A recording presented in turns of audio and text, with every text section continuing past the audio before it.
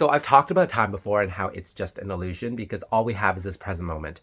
But a lot of people still focus so hard on time, how to manifest under time crunch. I need this done by this date, how can I get my manifestation in quicker?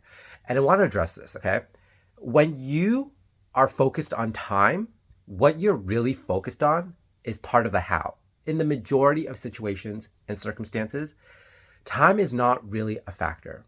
No matter what it is that you want or desire to have, even if it seems like in the 3D physical reality, there is a time value or factor built in. Let's say you have to pay a bill by a certain date. So you need a certain amount of money to come in.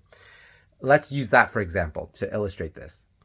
The reason why you need to pay that bill by that certain date is because you don't want the interest to accrue on that, right? So let's do a thought experiment for a second. What happens if you don't get that amount of money in time? Let's just say, worst case scenario, you don't get the money to be able to pay that bill in time. Goes over to the next month. Interest accrues on that. That doesn't mean that your manifestation cannot happen. The bill can still be paid. What if you receive a sum of money the next month that's more than enough to cover not just that month, plus the interest, but also that second month's payment as well. And that just gets cleared up by the month after. So that manifestation about getting that bill paid on time didn't really matter because it got paid anyways, right? You go to the end of the bill's already been paid. It's done. So yeah, it's part of the how. Sure, maybe you had to pay a little bit more interest on it, but you were able to get the funds and the money to be able to pay the extra interest on it. So even though it rolled over to the next month, didn't really matter, right?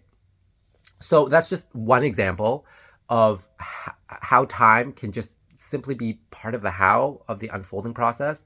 And a lot of us get so caught up in this concept of time that we forget that most things in life are not really life or death. Like they aren't really, they're not as important as you think. The time factor really isn't as important as you think.